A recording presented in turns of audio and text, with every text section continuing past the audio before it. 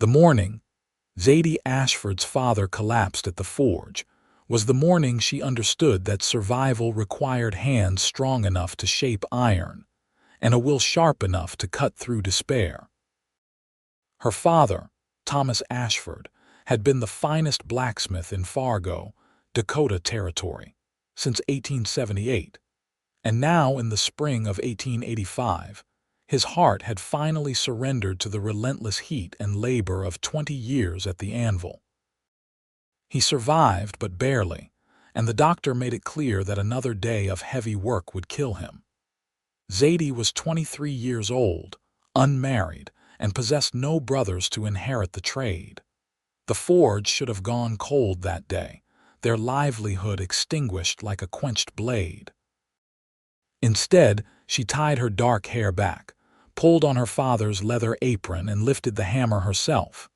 The first week nearly broke her. Her shoulders screamed, her back seized, and blisters erupted across her palms like small volcanoes, but she refused to quit.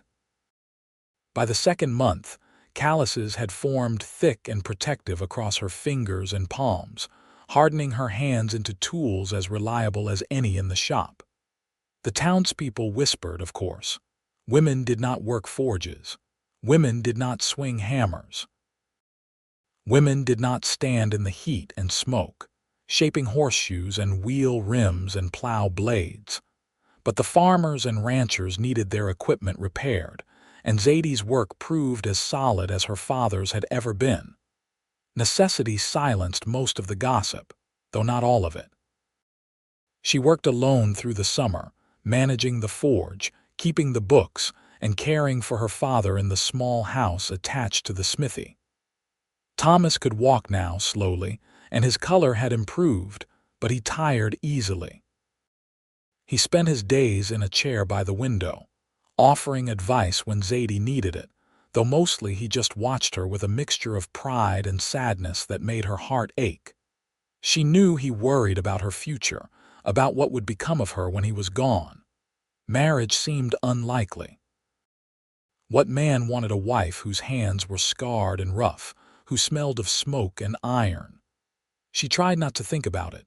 The work was enough. It had to be. Then one August afternoon, a cowboy rode into town on a bay mare that favored her left foreleg. Zadie was hammering out a broken hinge when she heard the horse approach. She set down her work and stepped to the wide doorway of the forge, wiping sweat from her forehead with the back of her arm. The rider dismounted carefully, speaking low to his horse, and Zadie noticed immediately how gentle his hands were on the reins, how he stroked the mare's neck with genuine affection. He was tall and lean, with sun-darkened skin and light brown hair that needed cutting. His clothes were dusty from travel, his boots worn but well cared for. When he looked up and saw her standing there, he removed his hat, and she saw his eyes were a startling shade of blue, like the sky just after dawn. "Afternoon," he said. His voice was quiet, polite. "I am looking for the blacksmith. My horse threw a shoe about 5 miles back, and she is limping something fierce. I need to get her sorted before we push on." "I am the blacksmith," Zadie said. She was used to the surprise, the skepticism. But this man just nodded as if women worked forges every day. "Would you have time to look at her? I can pay." "Bring her in," Zadie said, stepping aside. "Let me see what we are working with." The cowboy led the mare into the shade of the forge, and Zadie approached slowly, letting the horse see her and smell her before touching her. The mare was nervous, ears flicking, but Zadie spoke softly and ran her hand down the horse's shoulder, then down the foreleg to the hoof. The shoe was gone and the hoof was tender but not damaged. She could fix this easily. "What is her name?" Zadie asked. "Copper," the cowboy said, "on account of her color in the sun." "She is a good horse," Zadie said. "This will not take long. I have shoes that will fit her." "What is your name, so I know what to put on the bill?" "Isaiah Lawson," he said. "And I appreciate the help, Most places, when they see a woman at the forge, they tell me to come back when the real blacksmith is around." Zadie glanced at him, surprised by the bitterness in his tone. "You sound like you do not approve of that." "I do not," Isaiah said simply. "My mother raised 4 children on her own after my father died. She did whatever work she could find, including things people said women should not do. Anyone who says a woman cannot do something just because she is a woman has not been paying attention." Zadie felt something warm unfold in her chest, an unexpected appreciation for this stranger's words. She turned her attention back to Copper, running her hands over the hoof again, checking for cracks or stones. "Hold her steady for me," she said. "I need to get the forge hot." Isaiah held Copper's lead while Zadie worked the bellows, bringing the coals to the right temperature. She selected a shoe from her stock and heated it until it glowed, then carried it to the anvil and began shaping it with precise, confident strikes. She was aware of Isaiah watching her, but his gaze did not feel intrusive or judgmental. He simply seemed interested, the way someone might watch any craftsman at work. When the shoe was shaped correctly, she brought it to Copper and tested the fit, then returned to the forge to heat it again. The whole process took perhaps 30 minutes, and when she was finished, the shoe was secure and Copper was standing comfortably. "Walk her around a bit," Zadie said. "Make sure she is moving well." Isaiah led Copper out into the street, walking her in a slow circle. The limp was gone, the mare's gait smooth and even. He walked her back into the forge, and when he looked at Zadie, he was smiling. It transformed his whole face, softening the hard lines that sun and work had carved into his features. "You do good work," he said. "Better than most I have seen." "What do I owe you?" Zadie told him the price, and he paid without hesitation, counting out the coins into her calloused palm. His own hands, she noticed, were scarred and weathered but surprisingly gentle. When his fingers brushed hers, she felt a strange flutter in her stomach, something she had not felt in years, if ever. "You are not from around here," she said, not quite ready for him to leave yet. "No, madam. I have been working a ranch down in Nebraska, but the owner sold out. I am heading up to Montana.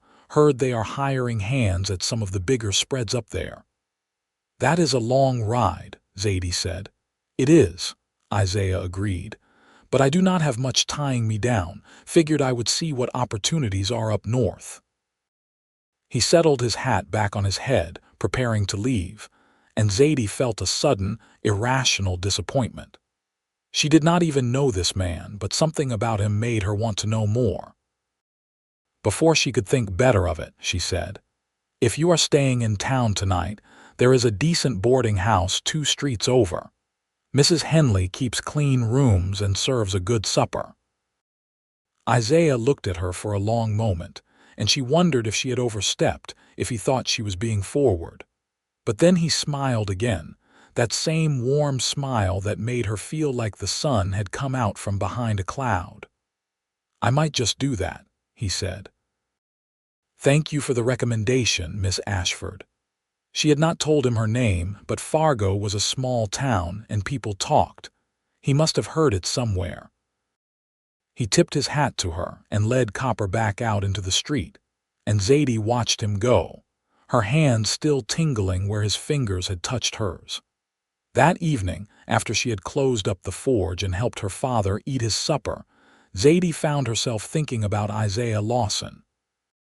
She did not know why he had made such an impression. Plenty of cowboys and travelers passed through Fargo. Most of them were polite enough. But there had been something different about Isaiah, something in the way he had looked at her, in the way he had not dismissed her or doubted her. He had treated her like a person, not a curiosity. The next morning she was surprised to see him again. He appeared at the forge just after dawn leading Copper, and Zadie set down the poker she had been shaping. "Is something wrong with the shoe?" she asked, worried she had made a mistake.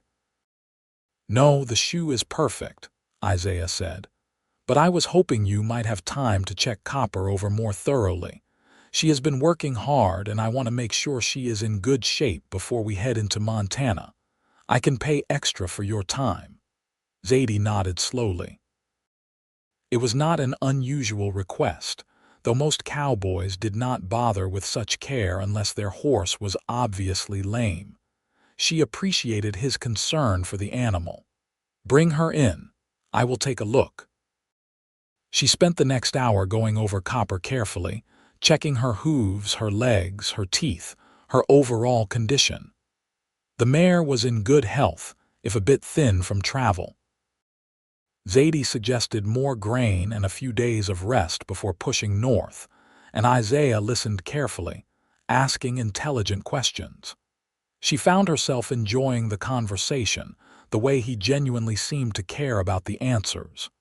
"You know horses," she said, "more than most cowboys I meet." "My father was a horse trainer before he died," Isaiah said. "He taught me to pay attention, to notice when something was not right. A good horse is worth more than gold out here. Treating them right just makes sense." "Not everyone sees it that way," Zadie said. She had seen plenty of men who treated their horses like machinery, running them into the ground and then wondering why they went lame or died young. "No," Isaiah agreed. "Not everyone does." They stood there in the forge, the heat of the coals radiating around them, and Zadie felt that strange flutter again, that sense of connection she could not quite name. She realized she did not want him to leave, did not want him to ride off to Montana and disappear from her life. But what could she say? She was a blacksmith's daughter with rough hands and no prospects. He was a cowboy looking for work. Their lives did not intersect beyond this moment. "I should get out of your way," Isaiah said, as if sensing her thoughts. "I am sure you have work to do." "I always have work," Zadie said, trying to keep her voice light. "But it was good to see Copper is healthy. She will serve you well if you take care of her." "I intend to," Isaiah said. He paid her for the examination, and this time when their hands touched, he did not pull away immediately. His fingers lingered against hers, rough callus against rough callus, and when she looked up, she found him watching her with an expression she could not quite read. "Miss Ashford," he said slowly, as if choosing his words carefully. "I know this is forward of me, and you are welcome to say no. But I was wondering if you might allow me to buy you supper tonight, at the boarding house or anywhere else you would prefer. I would like to thank you properly for your help." Zadie's heart hammered in her chest. She should say no. She did not know this man. He was leaving town. Nothing good could come of this. But when she opened her mouth, what came out was, "Yes, I would like that."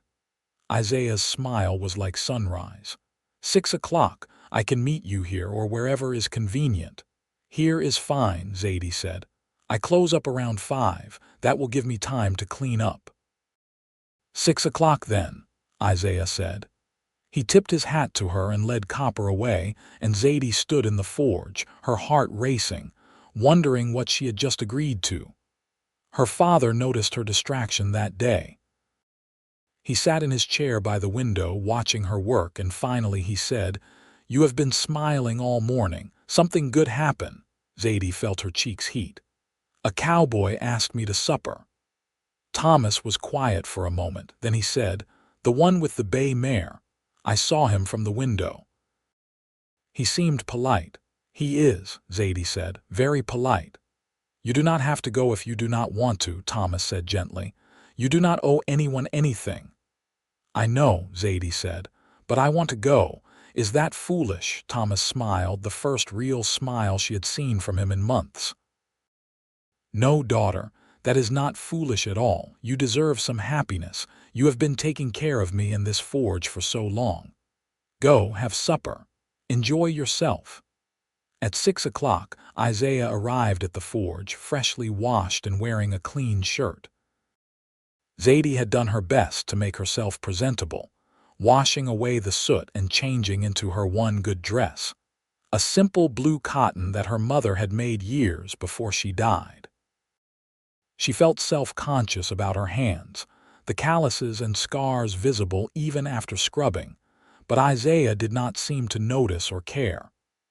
"You look lovely," he said, and the sincerity in his voice made her believe him. They walked together through the dusty streets of Fargo to the boarding house, where Mrs. Henley served them roast chicken and potatoes and fresh bread that was still warm from the oven. They sat at a small table by the window, and for the first time in longer than she could remember, Zadie forgot about the forge and her father's illness and the endless work that filled her days. She just talked to Isaiah and he talked to her, and the conversation flowed as easily as water. He told her about growing up in Kansas, about his father's death when he was 16, about taking care of his mother and younger siblings until they were old enough to manage on their own. He had been working ranches ever since, moving from place to place, never quite finding somewhere that felt like home. He spoke about the loneliness of cowboy life, the long days and longer nights, the way it felt sometimes like he was just drifting. Zadie told him about her own childhood, about learning the forge from her father, about her mother's death from fever when she was 12. She told him about the morning her father collapsed, about her decision to take over the smithy, about the stares and whispers and the satisfaction she felt when she completed a difficult piece of work. She told him things she had never told anyone, and he listened like every word mattered. "You are remarkable," Isaiah said when she finished. "I mean that. What you have done, taking over the forge, keeping your family afloat, it is remarkable." Zadie felt tears prick her eyes, unexpected and unwelcome. "I am just doing what needs to be done." "That is what makes it remarkable," Isaiah said. He reached across the table and took her hand, his rough palm covering her calloused fingers. "Most people do not do what needs to be done. They give up or they run away or they blame someone else. You did not. You stayed and you fought and you made it work. That takes courage." No one had ever said anything like that to her before.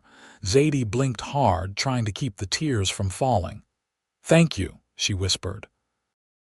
They sat like that for a long moment, hands clasped across the table, and Zadie felt something shift inside her, some wall she had built around her heart beginning to crack. She had been alone for so long, carrying everything by herself, that she had forgotten what it felt like to have someone see her, really see her, and value what they found. After supper, Isaiah walked her home through the warm August night. The stars were brilliant overhead, scattered across the sky like diamonds on black velvet. They walked slowly, neither of them wanting the evening to end. "I should leave tomorrow," Isaiah said when they reached the forge. "I have already stayed longer than I planned." Zadie's heart sank. She had known this was coming, but that did not make it easier. "Montana is waiting." "Yes," Isaiah said, but he did not sound enthusiastic. He turned to face her, and in the moonlight his eyes were dark and serious. "Miss Ashford, Zadie, I know we just met. I know I have no right to ask this. But would you mind if I wrote to you, from Montana? I would like to stay in touch if you are willing." "I would like that," Zadie said, relief flooding through her. "I would like that very much."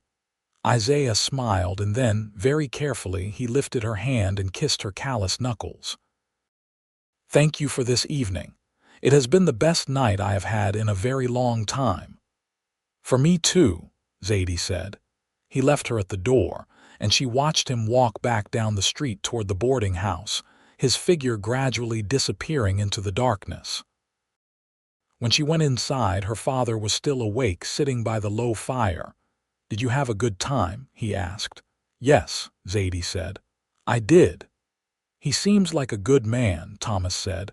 "I think he is," Zadie said. She sat down across from her father, suddenly exhausted. "He is leaving tomorrow." "Going to Montana?" Thomas nodded slowly. "Sometimes good men have to follow the work. That does not mean he will not come back. He said he would write, Zadie said.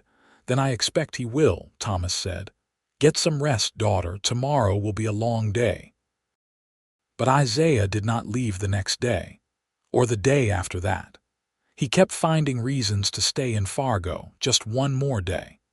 He helped Zadie at the forge, hauling coal and working the bellows, learning the rhythm of the work. He was strong and willing, and he followed her instructions without question or complaint. The work went faster with two people, and Zadie found herself laughing more than she had in years.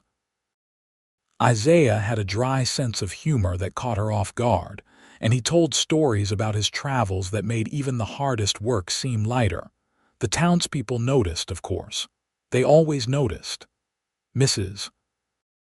Henley told everyone who would listen that the cowboy was courting the blacksmith's daughter. And wasn't that sweet? And didn't Zadie deserve some happiness after everything she had been through? Some of the older women clucked their tongues and said it was improper. A young, unmarried woman spending so much time alone with a man, even if it was just at the forge. But most people seemed pleased. Zadie had earned the town's respect through sheer competence and determination, and they wanted to see her happy. A week passed, then two. Isaiah still talked about leaving for Montana, but he never actually did. He rented a room at the boarding house by the week, and every morning he showed up at the forge, ready to work. Zadie did not ask him why he was staying.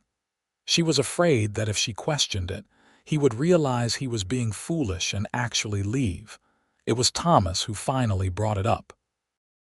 One evening, after Isaiah had gone back to the boarding house, Thomas said, "That young man is in love with you." Zadie nearly dropped the ledger she was working on. "Father, we have only known each other a few weeks." "I knew I loved your mother the day I met her," Thomas said. Time does not always matter when something is right, and he is clearly not leaving because he cannot bear to go.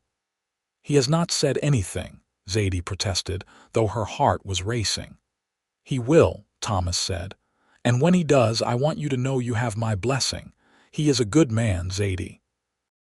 He works hard, he is kind, and he looks at you like you hung the moon. That is all I ever wanted for you." That night, Zadie lay awake for hours, thinking about Isaiah, about the way he smiled at her, the way his hands were so gentle with copper and so careful with the forge tools.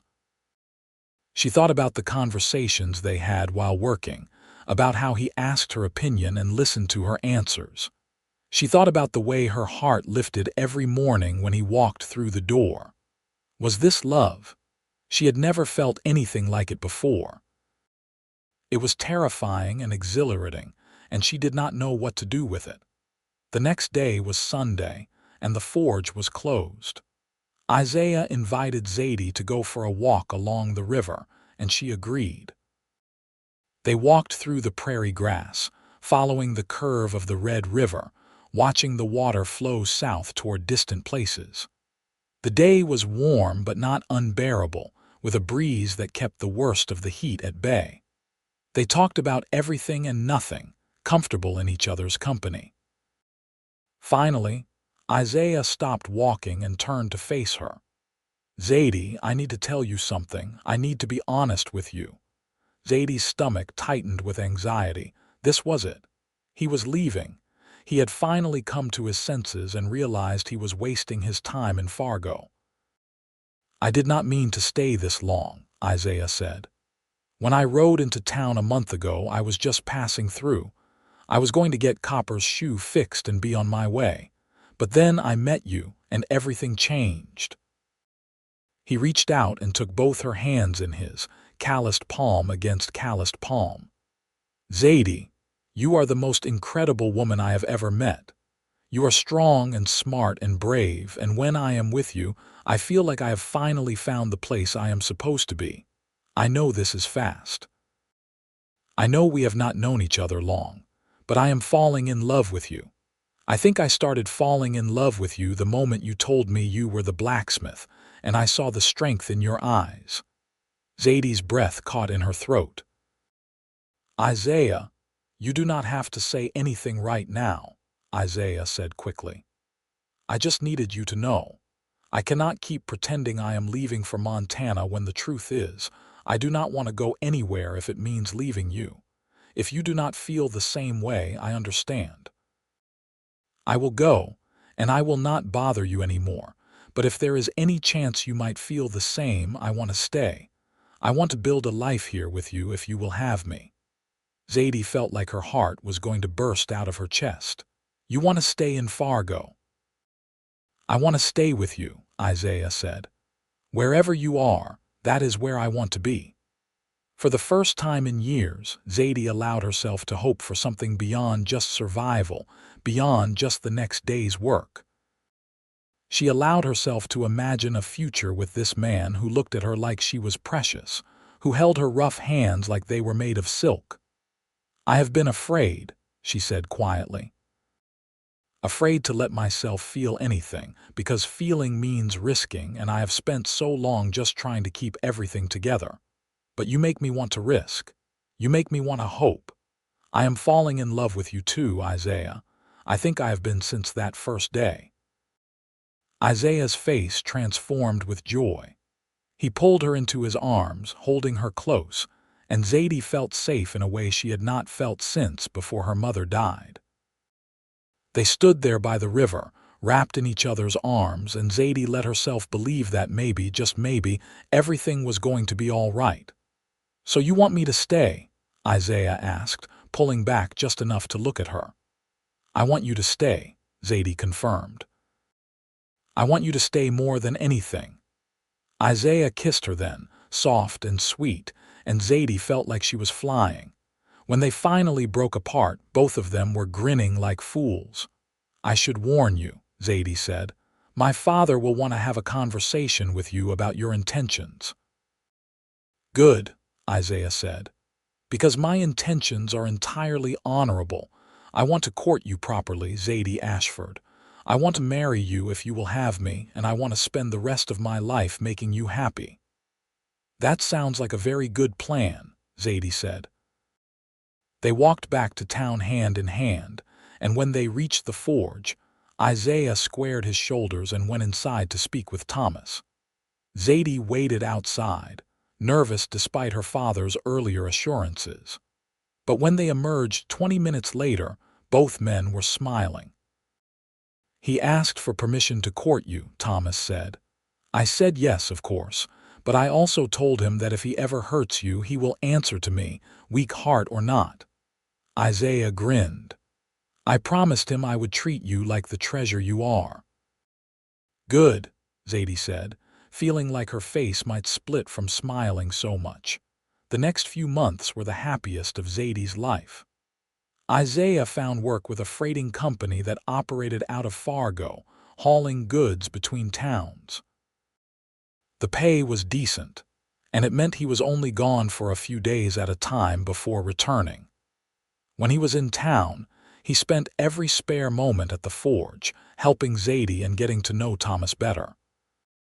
The two men got along well, bonding over their shared love of horses and their protective feelings toward Zadie. Isaiah was true to his word about courting her properly. He took her to church socials and town dances. He brought her flowers from the prairie, awkward bunches of wildflowers that made her laugh and cry at the same time. He sat with her and her father in the evenings, reading aloud from the newspaper or playing cards. He was patient and kind and steady, and every day Zadie fell more deeply in love with him. Winter came to the Dakota Territory with its usual fierce determination. The forge was bitterly cold in the mornings before the fire was built up, and Zadie's fingers ached with the chill. But Isaiah was always there early, getting the fire started, making sure she had wood and coal. He rubbed warmth back into her cold hands with his own, his touch gentle and reverent, and Zadie marveled at how someone so strong could be so tender. On Christmas Eve, Isaiah asked Zadie to marry him. They were sitting by the fire in the small house attached to the forge, Thomas having discreetly retired early to give them privacy. Snow was falling outside, soft and steady, and the world felt hushed and peaceful. Isaiah got down on one knee, holding a simple gold band that had belonged to his grandmother. "Zadie Ashford, you have made me happier than I ever thought possible," he said. "I love you with everything I am. Will you marry me?" "Yes," Zadie said, tears streaming down her face. "Yes, 1,000 times yes." Isaiah slipped the ring onto her finger and it fit perfectly. They spent the rest of the evening making plans, talking about their future, about the life they would build together. Thomas came out to congratulate them, and the three of them celebrated with cider and the sugar cookies Mrs. Henley had sent over. They were married in March of 1886, as soon as the worst of the winter had passed. It was a small ceremony at the church, with half the town in attendance. Zadie wore a dress she had sewn herself, white cotton with lace at the collar and cuffs. Isaiah wore his best suit, looking handsome and nervous. When the preacher pronounced them husband and wife, Isaiah kissed her like she was the most precious thing in the world, and Zadie felt her heart swell with so much love she thought it might burst. They moved into the house attached to the forge, the same house where Zadie had grown up. Thomas insisted, saying he was happy to take the smaller room and give them the larger one. Isaiah continued working for the freighting company, and Zadie continued working the forge. Together, they made enough to live comfortably, with a little left over to save. It was a good life, filled with hard work and simple pleasures. Their first child, a son, was born in January of 1887. They named him Thomas Isaiah Lawson, after both grandfathers. He was a healthy, squalling baby with his father's blue eyes and his mother's dark hair. Zadie had been terrified during the pregnancy, worried about how she would manage the forge and a baby, but Isaiah proved to be a devoted father. He took over more of the forge work, learning the craft from both Zadie and her father. He had strong hands and a good eye, and while he never quite matched Zadie's skill, he became competent enough to handle most of the basic work. Thomas Ashford Sr. lived to see his grandson's first birthday, and then, peacefully one night in his sleep, he passed away. Zadie grieved deeply, but she was grateful he had lived long enough to see her happy, to hold his grandson, to know that the forge would continue. They buried him in the town cemetery, and the whole town came out to pay their respects to the man who had served them so faithfully for so many years. Isaiah officially took over as the town blacksmith, with Zadie as his partner. They worked side by side, their hands moving in unconscious coordination, finishing each other's sentences and anticipating each other's needs. The townspeople said they had never seen a couple so well matched, so clearly in love even after years of marriage. Their second child, a daughter, was born in 1889. They named her Margaret, after Isaiah's mother. She was a quiet baby, unlike her boisterous brother, and she seemed content to watch the world with solemn dark eyes. Zadie and Isaiah expanded the house, adding another bedroom and a larger kitchen. Life was full and busy, but it was good. The years passed in a blur of work and family. Little Thomas grew into an energetic boy who loved horses as much as his father did. Margaret proved to have her mother's talent for working metal, often standing at the forge as soon as she was big enough, watching intently as her parents shaped iron into useful things. In 1892, they had a third child, another son they named Samuel. The house was loud and chaotic and filled with love. Isaiah never lost his gentleness, even as the years weathered his face and silvered his hair. Every night, no matter how tired he would take Zadie's hands in his and rub them gently, easing the ache of the day's work.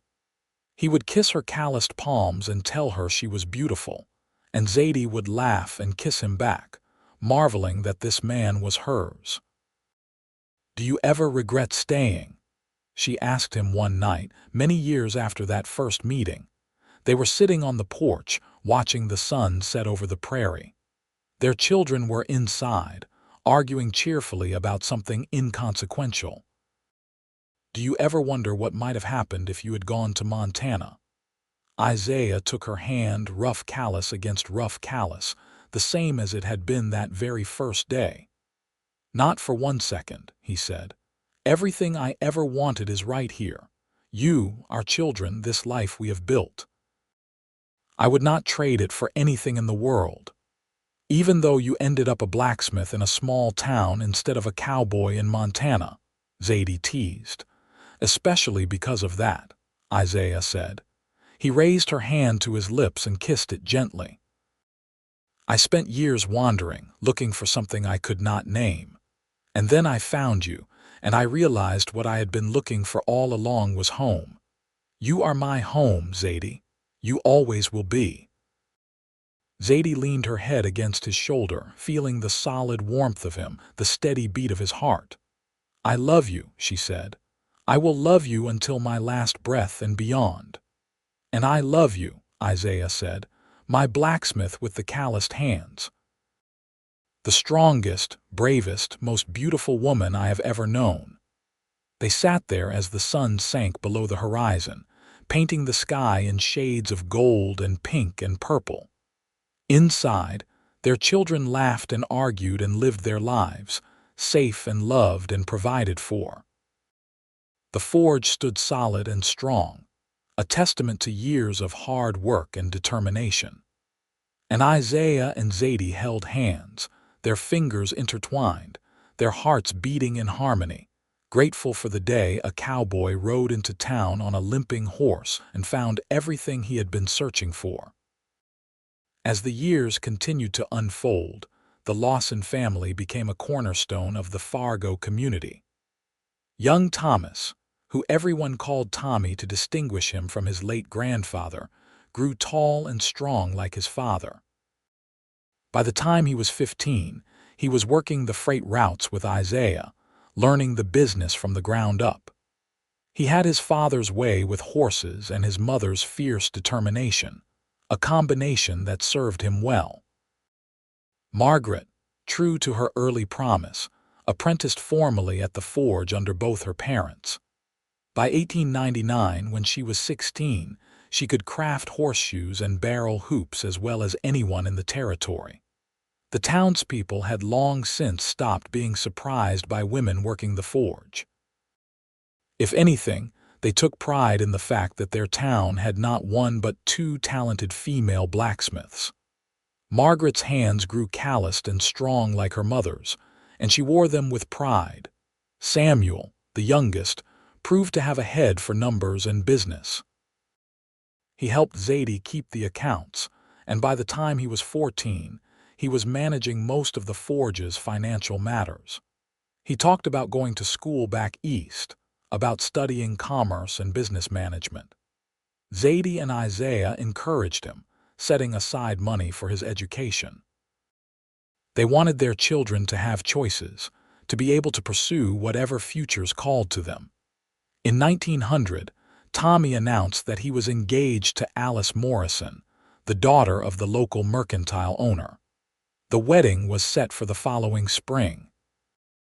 Zadie cried when Tommy told them, not from sadness, but from the overwhelming realization that her baby was grown and starting his own family.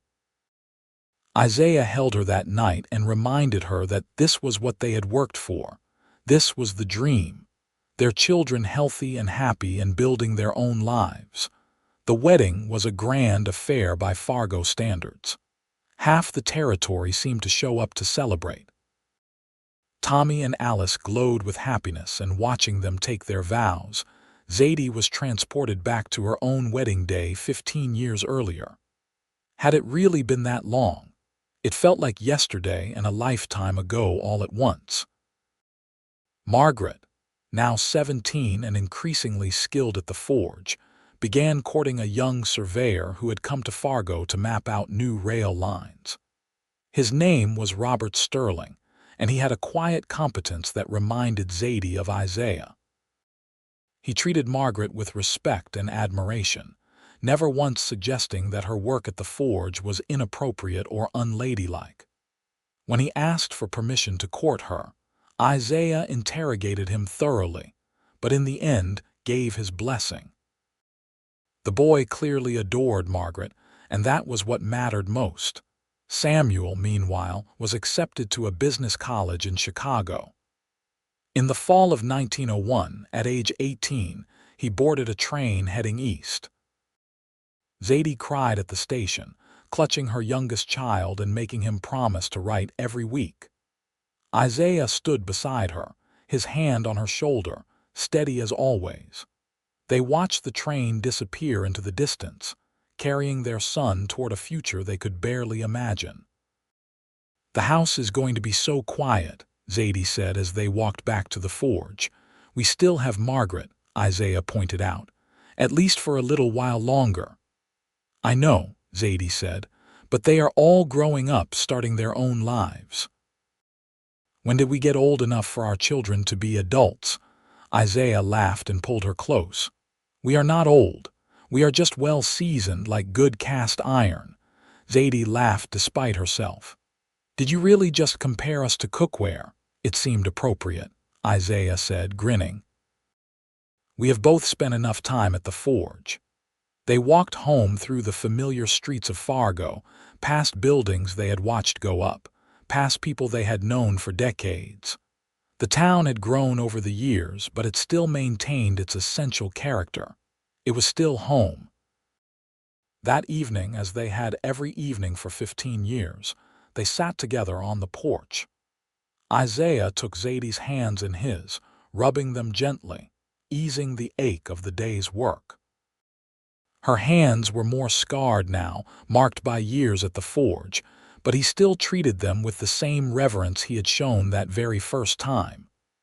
"You remember the day we met?" Zadie asked. "When you rode into town with Copper limping?" "Of course," Isaiah said. "Best day of my life, until the day you married me." "I almost let you leave," Zadie said. "I almost did not say anything that first day, just let you ride off to Montana." "But you told me about the boarding house," Isaiah said. "That was what made me stay the first night. And then I could not stop finding excuses to stay one more day, and one more, until it became clear I was not going anywhere." "What would you have done if I had told you to leave?" Zadie asked. "If I had said I was not interested?" Isaiah was quiet for a moment, considering. "I would have left," he said finally. "I would have respected your wishes, but it would have broken my heart. I knew even then that I had found something special.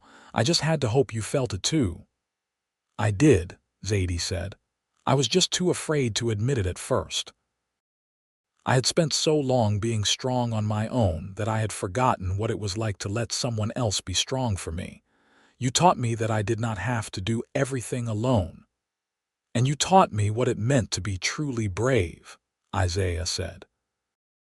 "You showed me that real strength is not about how much you can lift or how far you can ride.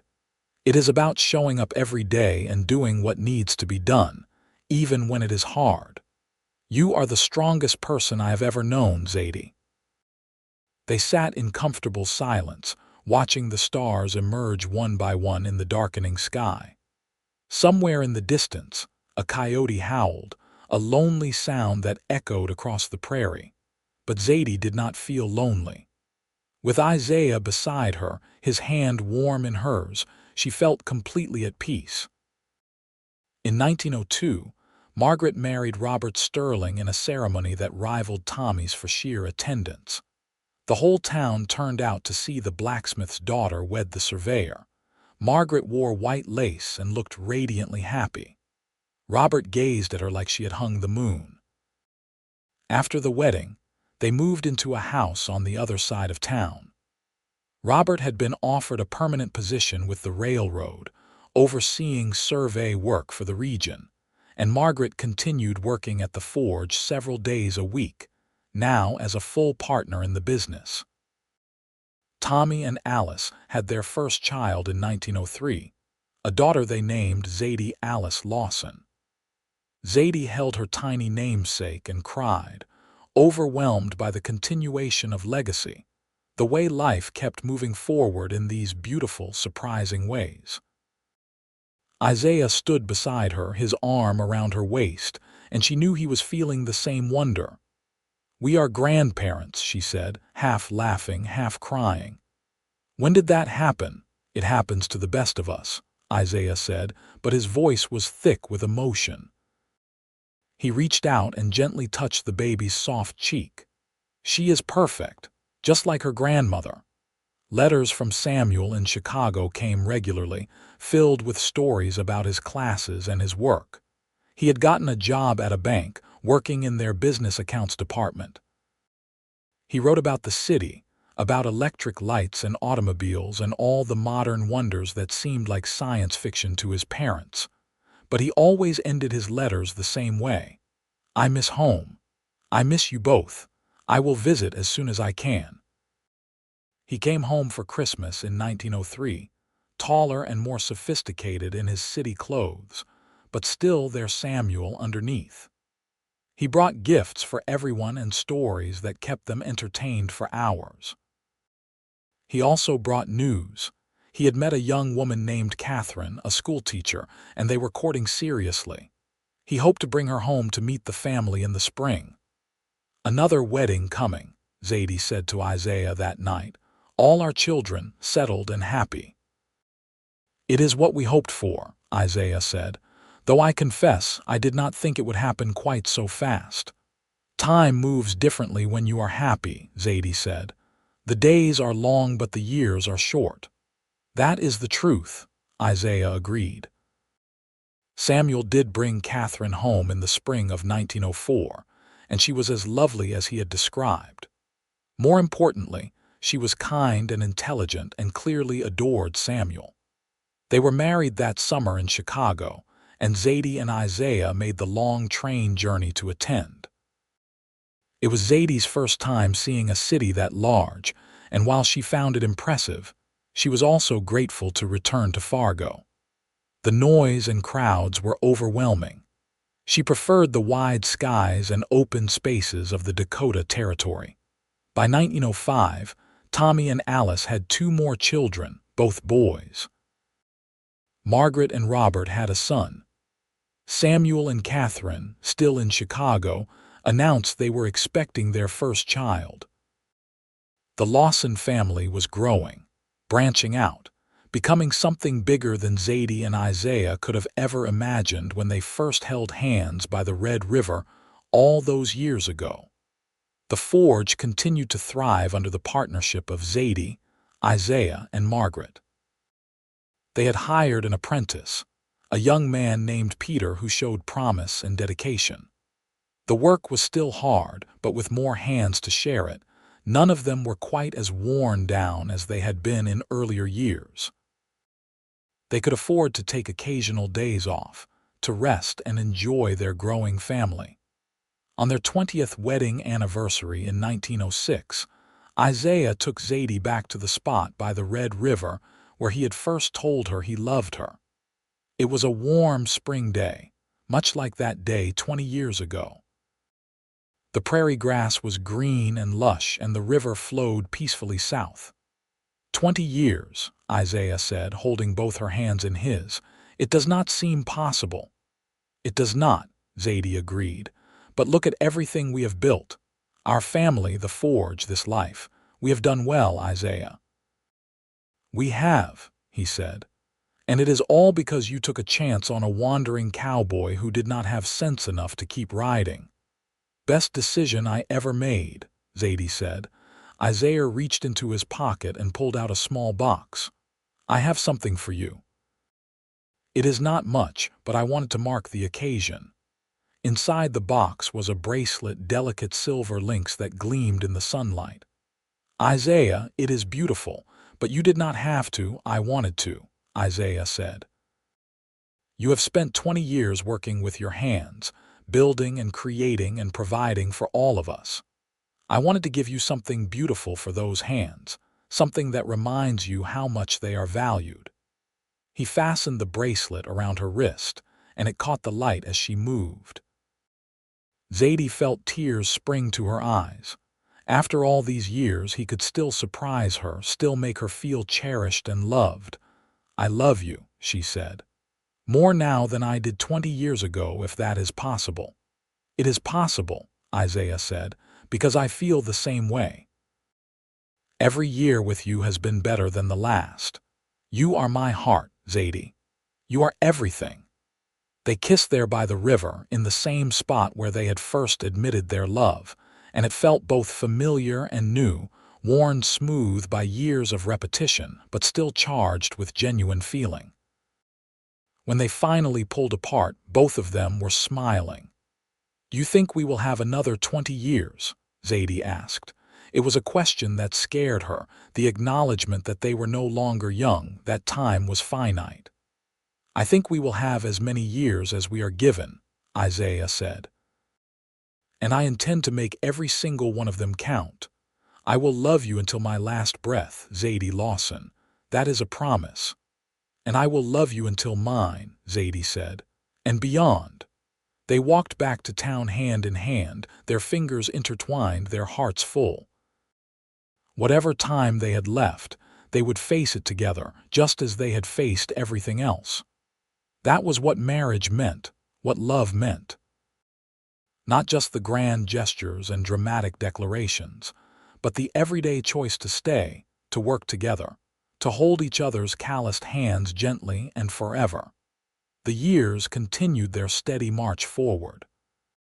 Tommy took over the freight business completely when Isaiah decided to retire from that work in 1908, at age 47. Isaiah still worked the forge, but the long days on the road were getting harder, and he was content to let his son take the reins. Tommy ran the business well, expanding the routes and hiring additional drivers. The Lawson name became synonymous with reliable freight service throughout the region. Margaret and Robert had 2 more children, both daughters. Samuel and Catherine remained in Chicago, where Samuel had risen to a management position at the bank. They now had 3 children and a comfortable life, though Samuel still wrote wistfully about the wide skies of Dakota Territory. Zadie suspected he would return someday, when his career allowed it. In 1910, the Dakota Territory had long since become the states of North Dakota and South Dakota. Fargo continued to grow and modernize. Electric lights were installed throughout the town. Automobiles began to appear with increasing frequency, though most people still relied on horses. The forge adapted, learning to do repair work on the new machines as well as the traditional horseshoes and wagon wheels. Zadie was 48 years old now, and Isaiah was 49.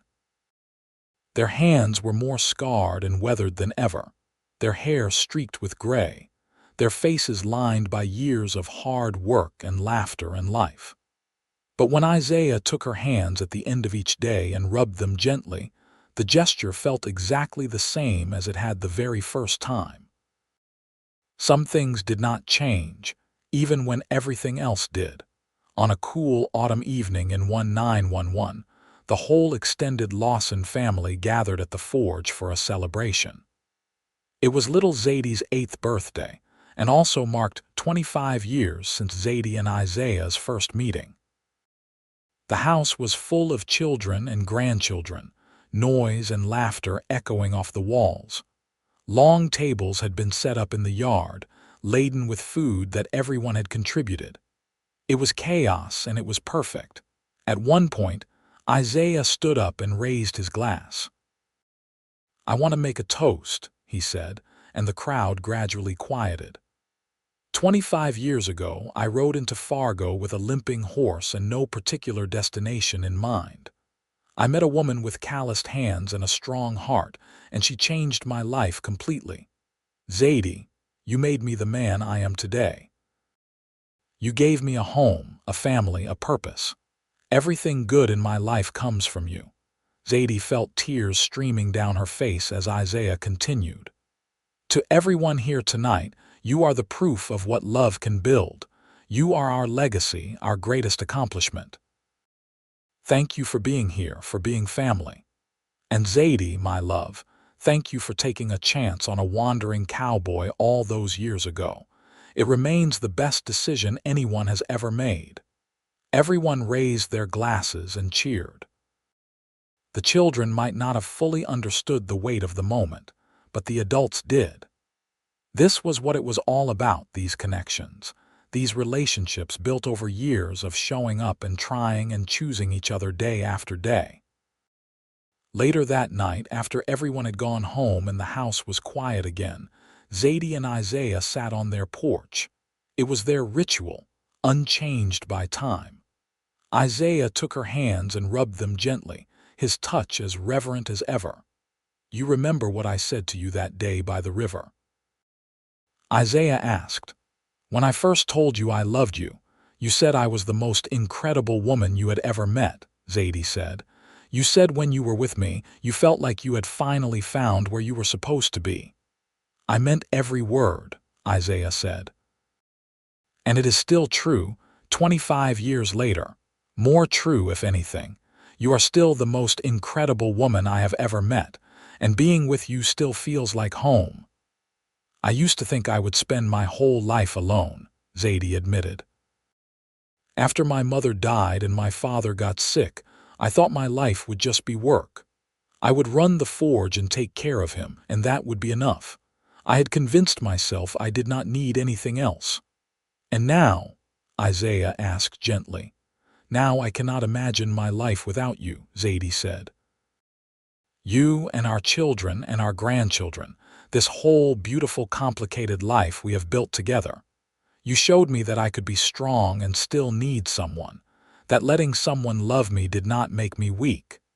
"You were never weak," Isaiah said firmly. "But you did not have to carry everything alone. That is what partners are for, to share the load. I thank God every day that Copper threw that shoe when she did, in exactly the right place to bring me to you." "Do you think it was fate?" Zadie asked. "That we were meant to find each other?" Isaiah considered. "I think fate gave us the opportunity, but we made the choice. You chose to tell me about the boarding house. I chose to stay an extra day. We both chose to take a risk, to hope for something more. Fate opened the door, but we walked through it." "I am glad we did," Zadie said. "So am I," Isaiah said. "More glad than I can ever express." They sat in comfortable silence, listening to the night sounds of Fargo, the distant bark of a dog, the creak of a wagon passing on the street. The stars wheeled overhead in their eternal dance, and Zadie felt a deep, abiding peace. This was what happiness looked like. Not constant excitement or drama, but this quiet contentment, this sense of being exactly where you were supposed to be. In 1913, Samuel finally returned to North Dakota with his family. He had been offered a position at a bank in Fargo, managing their commercial accounts.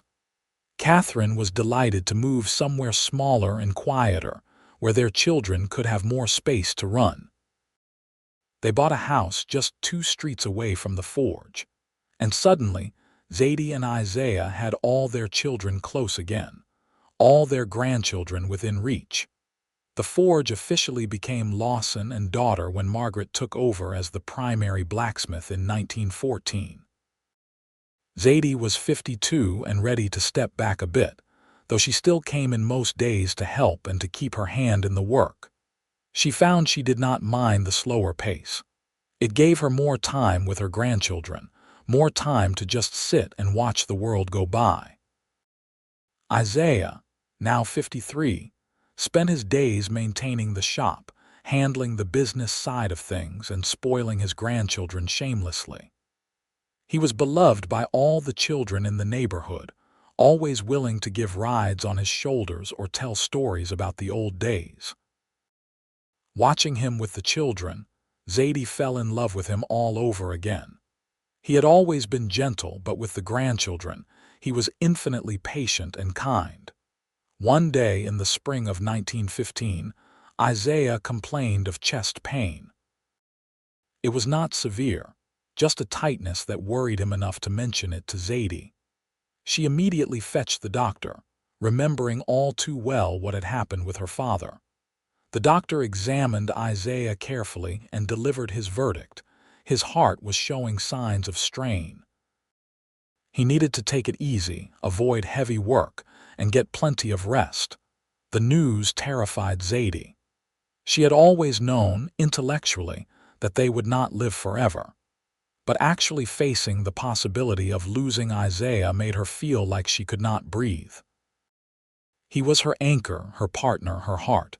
She did not know how to exist in a world without him, but Isaiah, as always, was practical about it. "We have had nearly 30 years together," he said. "That is more than most people get, and I am not planning on going anywhere just yet. The doctor said if I take care of myself, I could have many more years." "Then you will take care of yourself," Zadie said firmly. "No more heavy work. No more long days at the forge. You will rest and let other people do the hard labor." "Yes, madam," Isaiah said, smiling at her fierce protectiveness. "I will do whatever you say." He kept his promise, stepping back from most of the physical work. The family rallied around, making sure he did not overdo it. Tommy handled anything requiring heavy lifting. Margaret managed the forge completely now. Samuel helped with the accounting and business matters. Isaiah spent his days reading, visiting with friends, and spending time with his grandchildren. It was not the active life he had led before, but he did not complain. He seemed content just to be present, to soak up every moment with the people he loved. Zadie treasured every day. She and Isaiah still sat on the porch every evening, and he still took her hands and rubbed them gently, even though his own hands were not as strong as they once were. The ritual remained, a constant through all the changes and challenges. "I am not afraid of dying," Isaiah told her one evening, "but I am afraid of leaving you. I hate the thought of you being alone." "I would not be alone," Zadie said, though her throat was tight with unshed tears. "I have our children and grandchildren. But I understand what you mean. I feel the same way. I do not want to imagine a world without you in it." "When my time comes," Isaiah said, "I want you to promise me something. Promise me you will keep living, really living. Not just going through the motions. You have so much life in you, Zadie. Do not let losing me extinguish that." "Isaiah, promise me," he insisted gently. "Promise me you will keep finding joy, keep being the incredible woman I fell in love with. Our family needs you. And you deserve happiness, even if I am not here to share it." "I promise," Zadie whispered. "But you are not going anywhere for a long time yet. We still have years together." "I hope so," Isaiah said. "God knows I am not ready to leave you. There is still so much I want to see, so much time I want to spend with you and our family. I am going to fight for every day I can get." And he did. Isaiah was careful with his health, following the doctor's orders. He had good days and bad days, but mostly good days. He saw Tommy's youngest son take his first steps. He taught Margaret's oldest daughter how to braid rope. He attended Samuel's 10th work anniversary celebration at the bank. He lived and loved and filled every day with as much joy as he could manage. In the summer of 1918, the whole family gathered again for Zadie and Isaiah's 32nd wedding anniversary. They had a picnic by the Red River, in the spot where Isaiah had first declared his love. 3 generations of Lawsons spread out across the grass, eating and laughing and celebrating. Zadie looked around at all these people, all these lives that had grown from that one decision she and Isaiah had made so long ago to take a chance on each other. Isaiah was quieter than usual that day, but his smile was genuine as he watched his family. When the party was winding down and people were starting to pack up, he pulled Zadie aside for a moment alone. "This has been a good life," he said. "Better than I ever dreamed possible. Thank you, Zadie. Thank you for everything." "Thank you for finding me," Zadie said. Thank you for staying." Isaiah kissed her softly, gently, and then they rejoined their family for the walk back to town. That night, Isaiah held Zadie close as they lay in bed. "I love you," he said. "I want to make sure you know that. No matter what happens, no matter how much time we have left, I love you with everything I am." "I love you too," Zadie said, snuggling into his embrace. "Forever and always." Isaiah lived another 7 years. They were good years, full of love and family and quiet contentment.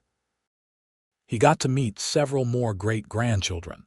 He saw Tommy expand the freight business to cover 3 states. He watched Margaret train her own apprentice at the forge. He celebrated Samuel's promotion to vice president of the bank. He lived long enough to see his children and grandchildren thriving, to know that his legacy was secure.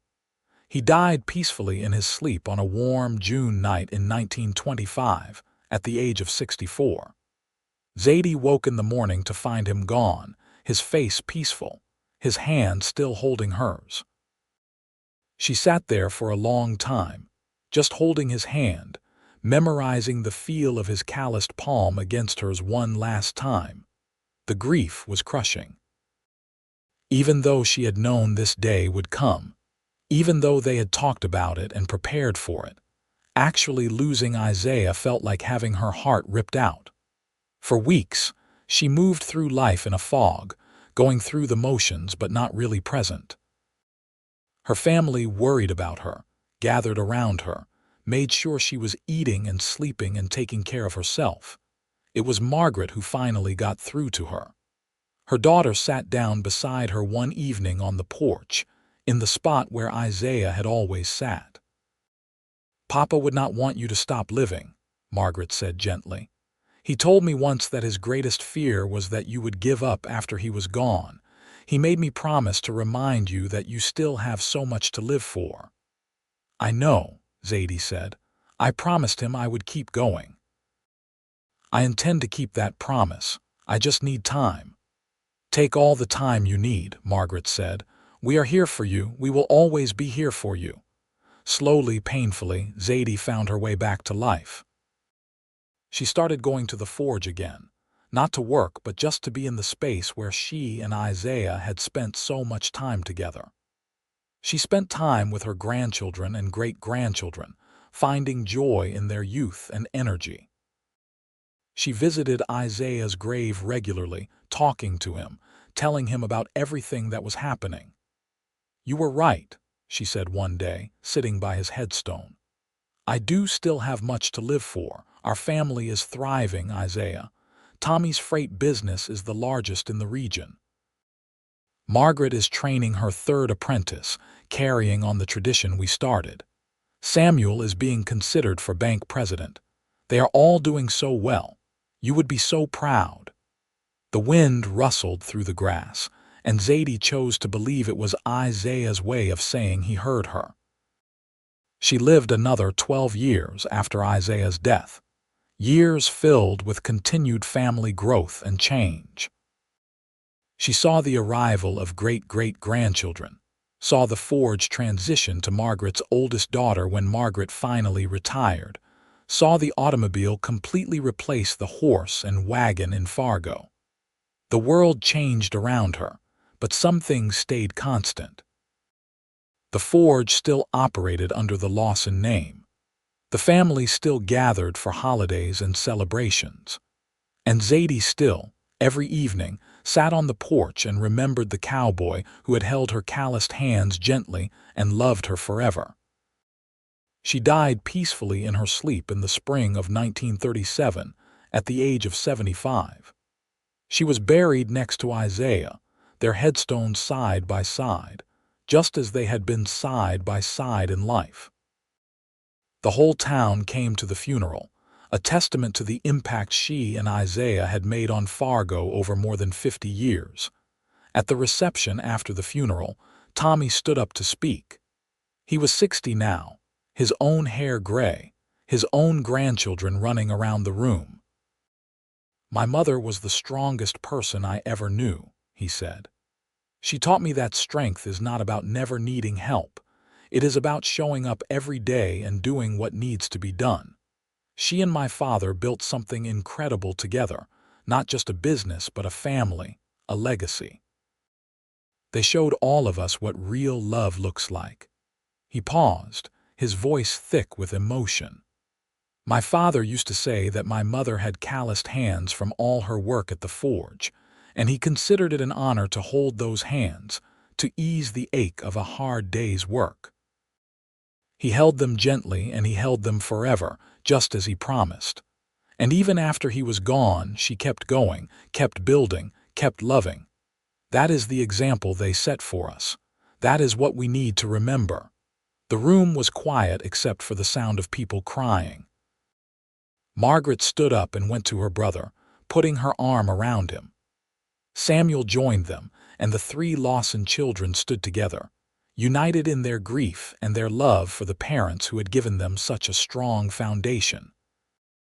Decades later, when the grandchildren and great-grandchildren told stories about Zadie and Isaiah Lawson, they always mentioned the calloused hands.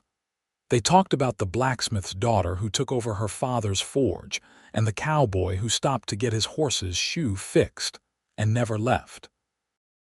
They talked about the partnership that built not just a business but an entire family, about the love that weathered hard times and good times and lasted beyond death itself. The forge eventually closed in the 1950s as the need for traditional blacksmithing dwindled, but the building was preserved. The Lawson family turned it into a small museum, documenting the history of Fargo and the families who built it.